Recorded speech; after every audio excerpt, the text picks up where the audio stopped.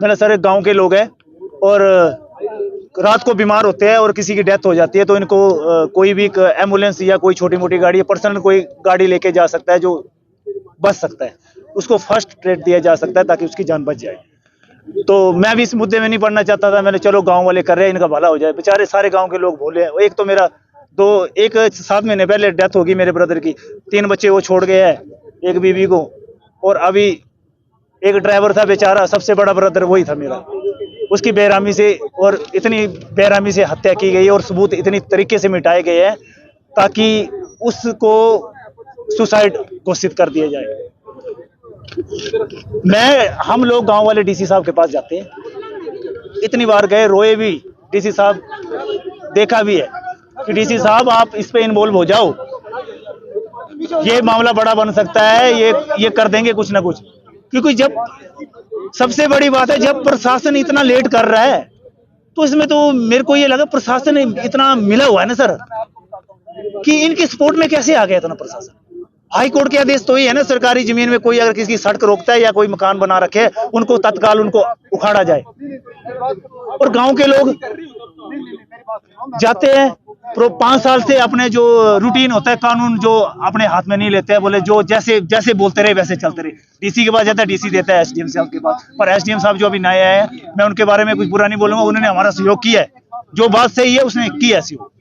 पर जो तहसीलदार आए थे लड़के जी, इनसे पहले जो तहसीलदार थे, मैं उनका नाम नहीं जानता, पर वो यंग बॉयज थे, जब उनके पास गए हम लोग पूरे प्रशासन, मैंने सर ऐसी ऐसी बात होगी, इन लोगों ने सरकारी पीडब्ल्यू लैंड पे अपने घर बना रखे हैं और जो खेत है पूरे वो अक्रोच कर रखे हैं, और गांव वालों का रास्ता ही वही है एक, जिसमें सड़क और छोटी सी गाड़ी निकल जाएगी, और ताकि इनके घर भी बचे रहे और जो गांव लगते हैं पीछे बेचारे को उनको सड़क मिल जाएगी, तो हम चलते रहे उस तौर पे। इन लोगों ने क्या किया, प्रशासन ने नहीं माने, मान जाते, रिटर्न में दिया, इन्होंने 3 बार रिटर्न में दिया, निशानदेही की, उनके सामने बोलते हैं जब भी सड़क ले जाओ हमारी कोई आपत्ति नहीं होगी। डॉक्यूमेंट हमारे पास पड़ते हैं, प्रशासन के पास जाते हैं, प्रशासन बोलता है पीडब्ल्यू के पास जाओ, पीडब्ल्यू बोलता है पीडब्ल्यू लैंड है, हम रोड नहीं बना रहे, आप लोग कर लो। जब हम लोगों ने सब ने ये बोला कि चंदा डाल के किसी का घर ना जाए, किसी का कुछ ना हो तो रोड ले जाएंगे, एक गांव वालों ने चंदा, क्योंकि पैसा था नहीं, तो कुछ गांव वालों ने अपना चंदा डाल के तो वो मशीन परमिशन लेके जा रहे थे, कोई किसी अपनी मर्जी से कोई जा नहीं रहा। इस हत्या को कांड देने से पहले इतनी बड़ी साजिश की इन लोगों ने, हमने बिस्ले बनवाई, धन्यवाद करता हूँ तहसीलदार साहब का, शायद मैं बीच में चूक हो गई होगी मेरे से, उनसे बिस्ले बनवाई और उन्होंने बिस्ले खुद बनवा के पीडब्ल्यू के हैंडओवर की, और पीडब्ल्यू जी ने इस कार्य को बिस्ले 8 महीनों से पीडब्ल्यू उसमें थी बिस्ले, इन्होंने कोई कार्रवाई नहीं की उन बंदों के। अगर वो कार्रवाई कर देता, वो उनके नोटिस जारी कर देता एक, तो शायद वो आज ये नहीं होती। प्रशासन पीडब्ल्यू भी इसका बहुत भागीदार है। उसके बाद क्या होता है, जब फिर गांव वाले आते हैं, फिर जाते हैं डीसी साहब के पास, डीसी साहब के पास जाते हैं, डीसी साहब तो ठीक है हो जाएगा, कोई दिक्कत नहीं। उसके बाद जाते हैं एडीसी साहब के पास, उसमें क्या होता है कि परमिशन मिलती है, नहर लगती है और एनओसी लगती है, सरकारी रास्ता था, नहर लगती है उसकी एनओसी लेते हैं हम, और गांव वाले बोलते हैं कि कोई भी कुछ होगा तो वो करेंगे, एनओसी मिल जाती है, और पीडब्ल्यू वाले भी अपनी एनओसी दे देते हैं कि आप रोड ले जाओ, हमारी एनओसी आपको दे देती है, वो लास्ट में एनओसी भी दे देती है। उसके बाद एडीएम साहब के पास जाते हैं हम, फलानी मशीन फलाने नाम का हम गांव वाले चंदा डाल के पैसा लगा रहे हैं और किसी का घर गुर नहीं दो करेंगे, सरकारी जो हमारा जितना बनता है वो ले जाएंगे। बड़ी ऐसे चलता रहा। उससे पहले हम एसपी साहब को 2 दिन पहले, मैं खुद बोल रहा हूँ सर, जो भी कार्य किया है मैं खुद जाके एक एप्लीकेशन लिखी एसपी साहब को कि सर हमें अनुमति मिल चुकी है, अनुमति हमें मिल चुकी है कि हम रोड का गांव के चंदा डाल के और अपने एम्बुलेंस रोड निकाल लेंगे। तो एसपी साहब के पास जाता हूँ, वो लेटर देता हूँ, मैंने सर हमें पुलिस की प्रोटेक्शन चाहिए। तो एसपी साहब बोलते हैं कि जब आपके ऊपर कोई कार्रवाई करेगा आप 112 के माध्यम से कॉल करना, और एक नंबर कुछ और बताया उसका मैं याद नहीं आ रहा है, बोले जब आपके साथ मार पिटाई होगी तो आपका पूरा डिपार्टमेंट आपके पास आ जाएगा। तो एसपी साहब ने बोला रोड तो बनना चाहिए। तो जब प्रशासन उस टाइम हमारे मुंह से हमारे सामने हुआ, कुछ एप्लीकेशन में दे दी और राइट हमारा था। आप कैसे बोल रहे हैं कि भाई इस रोड की वजह से जो है आपके ब्रदर की हत्या की गई, क्या कुछ लोगों पे आपके क्या सर जब ये रोड नहीं बनना था तो हमने बोला कि यार जाने दो, रोड जाने दो, तो धमकियां मिली। मैं छुट्टी पर था क्योंकि मैंने तो चले जाना, ड्यूटी है तो मेरे परिवार रहता है पीछे। मैं जब धमकियां मिली तो मैंने 1100 के माध्यम में कंप्लेंट दर्ज की।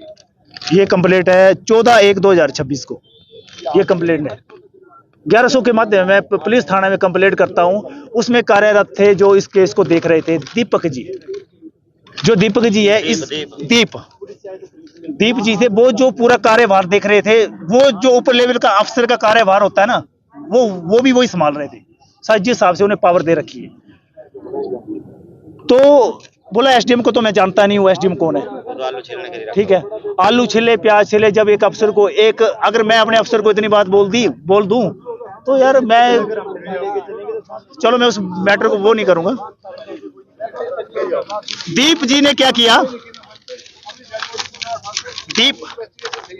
दीप जी ने क्या किया, अगर 14 जनवरी को जो मैंने कंप्लेंट की थी मर्डर की, कि हमें ये, मेरे को ये आशंका, ये कुछ कर सकते हैं, इनके ऊपर कार्रवाई की जाए, एफआईआर दर्ज की जाए। अगर उस दिन दीप जी इस कार्रवाई को कर लेता और आज हत्या जो की गई है आज वो नहीं हो पाती। आज उस बंदे की वजह से, दीप की वजह से उनको इतना हौसला हो गया कि एक बंदे को एक मुर्गा जैसे काटता है ना कोई, वैसे उसको मारा गया। सर गरीब बंदों के पास कोई नहीं है, जिसके पास पैसा है ना, मैं अभी बोल रहा हूँ ऑन रिकॉर्ड कैमरा बोल रहा हूँ, जिसके पास पैसा है ना सब उसके पास है। कौन सी रिपोर्ट बनानी है, कौन सी दबानी है, वो सब करवा सकता है। क्यों बैठे हैं आप? मैं इसलिए बैठा हूँ, मेरे को सीबीआई जांच चाहिए।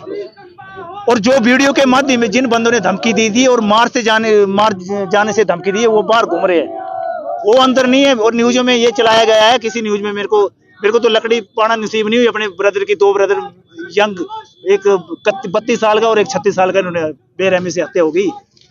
उनके बच्चे और बीवी ऐसे मासूम रह गए।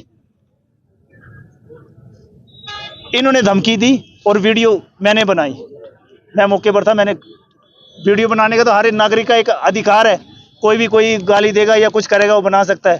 मैंने बनाई, मैंने बोला चलो गांव के लोग हैं, नई कार्य को करेंगे। पर वो बंदे आज बाहर घूम रहे हैं, दिहाड़ियां लगा रहे हैं, और जो मर गया, जो जला दिया, उसको अभी तक कोई इंसाफ नहीं मिला है। वो बंदे बाहर घूम रहे हैं। प्रदर्शन कब तक रहेगा आपका? ये प्रदर्शन जब तक डीसी साहब से मांगे, जब 50 बार आपके पास आ गए तो